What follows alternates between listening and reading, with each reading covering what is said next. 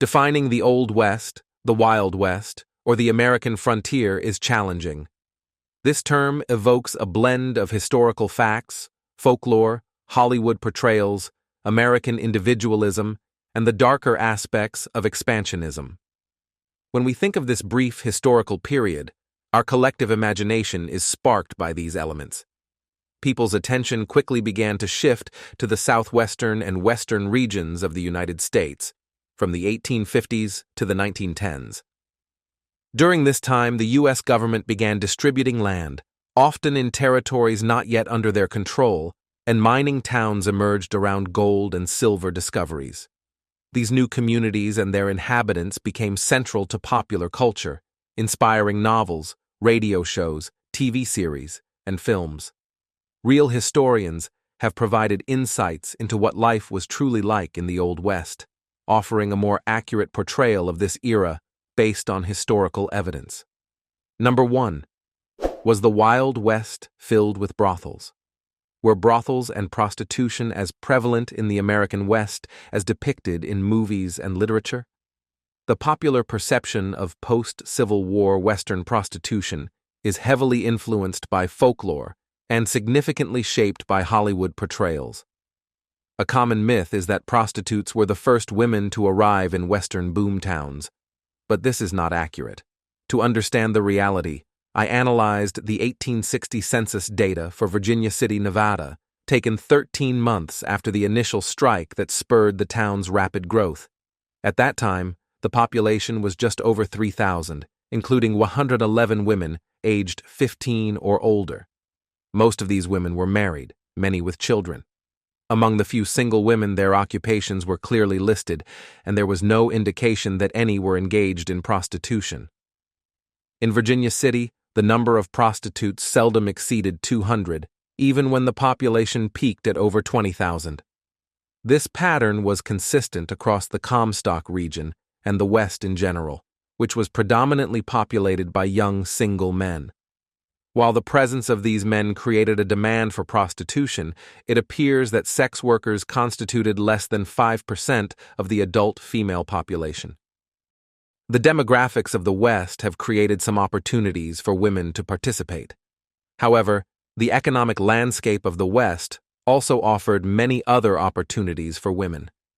Most women chose these alternatives, pursuing various legitimate occupations to sustain themselves and contribute to the burgeoning communities. The myth of ubiquitous prostitution in the American West is more a reflection of sensationalized storytelling than historical fact. While the profession did exist and provided a livelihood for some women, the majority of women in these boomtowns were involved in other economic activities, helping to shape the social and economic fabric of their communities. Number 2. Why is the lasso mainly associated with the Old West? Why did the lasso become such a crucial tool for ranchers in North America, especially considering its limited use elsewhere? Is this perception grounded in reality, or is it another romanticized element of the Old West? The lasso, or lariat, is deeply rooted in the vaquero tradition from the Spanish-speaking regions of the West. The necessity of throwing a rope, whether on horseback or on foot, to capture cattle is closely linked to the concept of the open range. In contrast, the cattle-working practices in Britain and Ireland relied heavily on fencing to keep cattle contained within pastures. These regions had abundant, rich grass on relatively limited land, making it feasible to herd cattle on foot and guide them as needed. This method transferred smoothly to the Atlantic seaboard of North America, where fencing remained the predominant practice. However, the arid landscapes of the American West presented a different challenge. The scarcity of grasses meant that extensive tracts of land were required to support cattle. Thus, the adaptation was the open range system, where land was unfenced and cattle roamed freely. Ranchers needed a reliable method to capture cattle during the annual roundup. This event involved gathering cattle, branding offspring, and deciding each animal's fate, whether for sale, slaughter, or release back into the open range. The lasso's importance in the West arose from these unique environmental and economic conditions. The vast, unfenced expanses made it impractical to herd cattle without the ability to rope and control them from a distance. The vaquero techniques, which included skilled use of the lasso, were ideally suited to this environment and were adopted by Anglo-American cowboys. Historical records show that the lasso was more than just a practical tool. It became a symbol of the cowboy's skill and adaptability. The lasso's prominence in the American West is not merely a product of romanticization. It was a vital adaptation to the demands of open-range cattle ranching. This tool helped define the ranching culture and economy of the region, making it a quintessential part of the Western heritage. Hence, the perception of the lasso as an iconic element of the Old West. While popular culture may have embellished its significance, the lasso was undeniably a critical tool for ranchers navigating the vast, challenging terrains of the American frontier. Number 3. Were bank robbers really that common in the Wild West? What happened to a frontier bank after a successful robbery? Actually, there weren't really that many banks, let alone bank robberies. Larry Schweikart's book, Banking in the American West, From the Gold Rush to Deregulation, dispels the myth of rampant bank robberies by gun-toting outlaws. In reality, between 1860 and 1900, only a handful of successful bank robberies occurred. Although figures like Butch Cassidy and the Sundance Kid are famous, their exploits were rare. In fact, there are more bank robberies in present-day Dayton, Ohio, than there ever were in the Old West. The idea of robbing a bank, the most fortified building in town, located centrally and relied upon by armed townsfolk, was not practical. The risks far outweighed the potential rewards. Banks in the Old West were few and typically small, serving tight-knit communities. The local populace often knew each other and banded together to protect their assets. This communal vigilance made bank robberies even less feasible. Moreover, the security measures of the time, though rudimentary by modern standards, were sufficient given the low incidence of such crimes. The few notable robberies that did occur were exceptional rather than the norm. For instance, the infamous raid by the James Younger Gang on the First National Bank of Northfield, Minnesota, in 1876 ended disastrously for the outlaws, illustrating the high risk of such endeavors. Furthermore, the portrayal of frequent violent bank heists is largely a creation of Hollywood. These dramatized versions of history have skewed public perception, creating a legend that overshadows the reality. The Old West was indeed wild, but the notion of ubiquitous bank robberies is more fiction than fact. Government regulations regarding bank security were minimal because the actual need for such measures was low. The banking system in the frontier era was relatively primitive, and most financial transactions were carried out in cash or through barter, reducing the attractiveness of banks as targets for thieves. In conclusion, the true picture of bank robberies in the Old West is far removed from the Hollywood image. While a few daring robberies did occur, they were not common enough to shape banking practices significantly or necessitate stringent security regulations. The legend of the bank-robbing outlaw, though captivating, is more a product of storytelling than historical reality. Number 4. How did the role of the hangman function? Were hangmen in the Old West typically paid a salary, or were they compensated per hanging? There is a common misconception that towns in the Western territories dispensed their own improvised justice. In reality, executioners were usually sheriff's deputies already employed within local prison facilities. When individuals were specifically hired to perform executions, they were almost always part of firing squads, typically consisting of 6 men. These executions were often conducted in secret to avoid issues with crowd control. This method was preferred in Utah, where the use of a firing squad ensured that no single person bore the sole responsibility for the execution.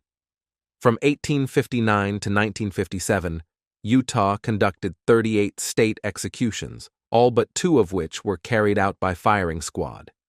This practice underscores the preference for collective responsibility and the effort to mitigate the psychological burden on a single executioner.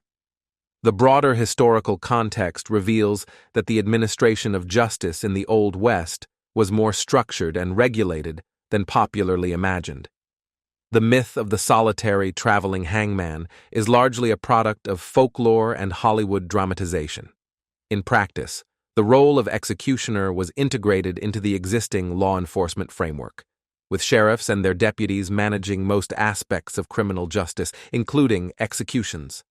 The portrayal of hangmen as lone figures paid per hanging is a romanticized version of history. The reality was more complex and less sensational, reflecting a system that sought to balance the demands of justice with the practicalities of law enforcement in a developing frontier society. Number 5. What kind of whiskey did cowboys drink? I've been watching Deadwood and am curious about the whiskey they are drinking. Was it imported Irish or Scotch? And if so, from which distillery? The whiskey they drank was most likely locally distilled corn whiskey, or imported from the East Coast. Distilling whiskey was an integral part of the American economy even before the Union was formed. Whiskey was a staple in American life, particularly in the frontier regions where saloons were among the few places men could gather and socialize. It was often seen as a cure-all for various ailments, including loneliness. During the fur trade's peak, free trappers, unless wintering in Taos, New Mexico, typically only had access to alcohol once a year at the annual rendezvous in the Rocky Mountains. Traders from St. Louis brought alcohol, diluting it with 50% river water. Despite the dilution, it was the only available liquor for hundreds of miles, and the trappers eagerly consumed it. Alcohol purchased in St. Louis for 20 cents a gallon was sold for $5 a pint at the rendezvous, often watered down before reaching its destination. This alcohol was essential for survival, used to barter for powder, lead, traps, tobacco, and gifts for Native American women. In early mining camps, most whiskey was rot gut, unaged, with high alcohol content and fusel oil, made from low-quality grain, corn, or molasses. Towns like Virginia City and Tombstone, however, could afford to import finer whiskeys and wines. Despite this, much of the whiskey labeled as bourbon was actually distilled from low-grade molasses. Whiskey shipped west in the 1800s often started as bourbon, but was watered down and mixed with other ingredients to stretch the supply and increase profits. One infamous recipe was Old Snakehead, which reflected the rough and ready nature of frontier whiskey. While finer imported whiskeys did exist, most whiskey in the frontier towns was locally produced or imported from the East Coast and heavily diluted. The whiskey culture in the Old West was more about availability and practicality than quality, reflecting the rugged lifestyle of the time. Number 6. Were shootouts common? How common were Western movie-style shootouts and duels in the Wild West? The Hollywood depiction of such violence is largely a myth derived from late 19th century dime novels. These tales have heavily influenced our perception of the Old West. In reality, violent encounters in the West were more prevalent in specific areas, such as mining towns like Bodie, California. These towns were often populated by young men carrying guns who had easy access to alcohol and were engaged in fierce economic competition. This environment sometimes led to violent confrontations, but they were not the dramatic duels often portrayed in films. The most egregious violence of the period, however, was white-on-native violence. This violence was rarely recorded and even less frequently punished. Historical records show that documented murders of Native Americans by white settlers far exceeded the number of documented gunfights across the region during the latter half of the 19th century. This grim reality highlights a significant, yet often overlooked, aspect of Western violence. Mining towns were hotspots for violence due to their transient populations and the absence of established law enforcement. Vigilante justice was common, and disputes over claims or personal grievances could quickly escalate. However, these were not the stylized, high-noon duels, but rather spontaneous and chaotic acts of violence. Moreover, the narrative of the Old West is incomplete without acknowledging the systemic violence against Native Americans. This violence was a tool of oppression and displacement, fueled by the expansionist policies of the United States. The brutality faced by Native communities was a harsh and pervasive reality, overshadowing the relatively rare gunfights between settlers. In conclusion, while gunfights and duels did occur, they were not as widespread as popular culture suggests. The true violence of the West was multifaceted, encompassing the volatile conditions of mining towns and the severe and often unrecorded atrocities committed against Native Americans. This broader perspective provides a more accurate understanding of violence in the Old West, moving beyond the romanticized image presented by Hollywood. Number 7. Did people in the Wild West watch Shakespearean theater? How popular were Shakespearean plays during the Wild West and Gold Rush eras? A playbill for the July 2, 1863, opening of Maguire's Opera House, later Piper's Opera House, in Virginia City, Nevada, highlights the prominence of North American theater actors, which was typical of the more prosperous mining camps in the Old West. Notably, Junius Brutus Booth, Jr., a renowned Shakespearean actor, was part of the troupe that performed at the premiere. They remained for over a month, staging various plays, including several Shakespearean works. Indeed, every Booth brother who didn't assassinate a president graced the stage during this period. Theaters in the Old West often hosted relatively highbrow performances, reflecting the mixed and often sophisticated audiences. Many attendees were educated, while those who weren't sought to purchase a semblance of sophistication. Shakespearean plays, with their rich language and complex characters, appealed to this diverse demographic. However, the theater also embraced a wide range of performances, catering to different tastes. Alongside Shakespearean dramas, audiences could enjoy more lowbrow acts, showcasing the theater's role as a hub of cultural diversity. The inclusion of both refined and popular entertainment allowed theaters to draw in a broad audience, from miners seeking escapism to businessmen desiring cultural enrichment. The popularity of Shakespeare in these mining towns underscores the cultural aspirations of frontier societies. Despite the rough-and-tumble image of the Wild West, there was a strong desire for cultural and intellectual engagement. Theaters became venues where high culture met the frontier spirit, providing a space for both refinement and raucous entertainment. Shakespearean plays were indeed popular in the Wild West and Gold Rush eras, reflecting the varied and culturally ambitious nature of these communities. The presence of notable actors and the enthusiastic reception of such performances highlight the complex social fabric of the frontier, where highbrow and lowbrow entertainment coexisted and thrived. Number 8. Why did Europeans move so far to live in the Wild West? In the Netflix series Godless, we encounter a Norwegian family living in the American frontier during the 1800s. What would motivate a family from such a distant land to venture into an undeveloped territory? The U.S. government and its citizens, as well as Canadians, actively promoted life in North America as a golden opportunity to the burgeoning populations of the 19th century. There was a concerted effort to attract Europeans and Asians to the West through various means. Dime novels and traveling shows romanticized America, portraying it as a land of endless possibilities.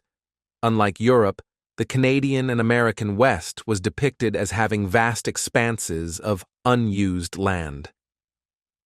It's important to note that this land was not actually empty or unused. Indigenous peoples had long inhabited and utilized these areas, but this reality was often ignored in the promotional rhetoric. The U.S. government facilitated this migration through policies like the Homestead Act of 1862, which offered millions of acres of land at minimal cost. This act aimed to encourage white Europeans from Northern and Western Europe to settle and establish an American presence in these regions. These enticements were part of a broader strategy to populate the frontier with settlers who would cultivate the land, develop communities, and reinforce the territorial claims of the United States. The promise of land ownership and the potential for a better life were powerful motivators for many families, including Norwegians, to undertake the arduous journey to America. Additionally, economic and social conditions in Europe also played a role. Many Europeans faced poverty, lack of opportunity, and political unrest, which made the prospect of starting anew in America particularly appealing. The lure of abundant land, coupled with the government's incentives, created a compelling case for migration. In conclusion, the combination of aggressive marketing, governmental policies like the Homestead Act, and challenging conditions in Europe drove families from places like Norway to settle in the American frontier. These factors collectively painted the West as a land of opportunity, despite its harsh and undeveloped reality. Number 9. Why did the Wild West have horses and not camels? Why did camels fail to become common transport animals in the American West, unlike in other deserts and plains around the world? Camels were introduced to North America much later than horses, specifically when the arid lands of the West presented significant logistical challenges. The U.S. Army made an effort to use camels, importing about 75 for this purpose. However, the experiment ultimately failed for several reasons. The onset of the Civil War was a major factor. Confederate forces seized the camels, and their drivers, who were generally opposed to using them, treated the animals poorly. After the war, the expanding railroad network rendered the camel project obsolete. The camels were sold off to various entities, ranging from slaughterhouses to zoos. Not all camels were accounted for, and some likely wandered off, but their numbers were insufficient to establish a sustainable population. Horses and mules remained dominant as transport animals. They had several advantages. They were introduced first, had a substantial population advantage, and were culturally accepted by people of predominantly European heritage. Additionally, those who had built businesses around horses and mules were resistant to any competition or replacement. Camels, although well suited for arid environments, faced significant cultural and practical barriers in the American West. The familiarity and established infrastructure supporting horses and mules, coupled with the cultural preferences of the settlers, made it difficult for camels to gain a foothold. The war and the subsequent rise of the railroads only compounded these issues, ensuring that camels remained a historical curiosity rather than a transportation staple in the American West. In conclusion, despite their suitability for desert environments, camels did not become widespread in the American West due to a combination of historical, cultural, and practical factors. The entrenched use of horses and mules, the impact of the Civil War, and the advent of the railroads all contributed to the failure of camels as a viable transportation option. Number 10. Where does yeehaw come from? Where does the yeehaw, commonly shouted by cowboys in various media, originate from? Was it a widely used phrase? The most common explanation traces its roots to old directional commands for horses. G, pronounced with a soft G as in genie, to go right, and haw, to go left. These commands are quite old and were well established by the 19th century. By the time Jack London wrote a short story in 1911, he used these terms to direct sled dogs, indicating their widespread recognition. Another possibility is that yeehaw is a nonsensical creation by Hollywood or pre-Hollywood media. It might be the kind of phrase someone with only a superficial understanding of cowboy culture would invent for a script or story. In this case, the 1948 film Red River with John Wayne could be among the earliest examples of its use in popular media. Delving deeper into the historical context, directional commands like G and haw were essential for controlling draft animals long before the rise of the cowboy era. These terms were ingrained in the vernacular of those working with animals, from farmers to teamsters. As settlers moved westward, these commands naturally integrated into the language of the frontier. The cowboy culture itself is a blend of influences, including Spanish, Mexican, and Native American traditions. While yeehaw might not have a direct lineage from these cultures, the exuberant spirit of cowboy life often led to the creation of colorful expressions and exclamations, some of which were later dramatized by the entertainment industry. In summary, the origins of yeehaw likely lie in a combination of genuine historical commands and creative embellishments by media. While not necessarily a common phrase among actual cowboys, it has become an iconic representation of cowboy culture, thanks in large part to its portrayal in films and television. Number 11. Were train robberies common? How common were train robberies in the American West during the era of significant railroad expansion, and how were they executed? In Jesse James. Last rebel of the Civil War, T.J. Stiles vividly describes an 1873 train robbery by the Jesse James Younger Gang, concluding with a news clipping that warned this new type of crime was becoming increasingly frequent. Contrary to popular belief, it is highly unlikely that robbers ever leaped from galloping horses onto moving trains. Trains typically traveled at speeds that easily outpaced horses.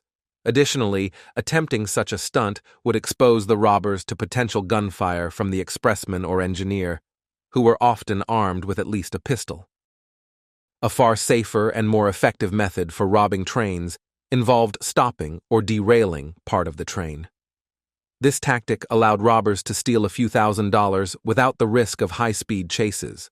While robbers rarely aimed to harm passengers, they showed little regard for them and even less for the train itself. Causing a crash could disorient any armed defenders, making the robbery easier to execute. Train robbers also relied heavily on networks of willing accomplices. These networks helped fence stolen goods and facilitated the robbers' movements. The James Younger Gang, for example, depended on the same support network that had aided them when they were Confederate raiders. This network provided crucial logistical support, ensuring the gang could continue their criminal activities. The prevalence of train robberies during this period is often overstated in popular culture. While they did occur, the actual number of successful train heists was relatively low compared to the total number of train journeys. Nonetheless, the dramatic nature of these crimes captured public imagination and contributed to the mythos of the Wild West. Examining the broader historical context, train robberies emerged as railroads became critical to economic expansion in the West. The vast, often sparsely populated landscapes made it challenging to protect these vital transportation links. Robbers exploited these vulnerabilities, targeting trains carrying valuable cargo. Train robberies in the American West, while not as common as legend suggests, were a significant concern during the railroad boom. They were executed with strategic planning, often involving derailing trains and relying on extensive support networks. The myth of robbers leaping onto moving trains may be thrilling, but the reality was more grounded in calculated risks. Number 12. How common was horse theft? How likely were you to get your horse stolen in the American West when using a hitching post at a hotel, saloon, or similar establishment? Surprisingly, the risk was quite low. Most people in the American West did not own a horse. The region was more urbanized than commonly believed, and maintaining a horse in the city was prohibitively expensive and generally unnecessary. In urban areas, it was easy to walk to most destinations, and there were fairly effective mass transit options, such as horse-drawn omnibuses for local travel and stagecoaches, or railroads for longer journeys. Horses were typically owned by the wealthy, who often had private stables, or by businesses that relied on horses for their operations, as well as by farmers and rangers who needed them for their work.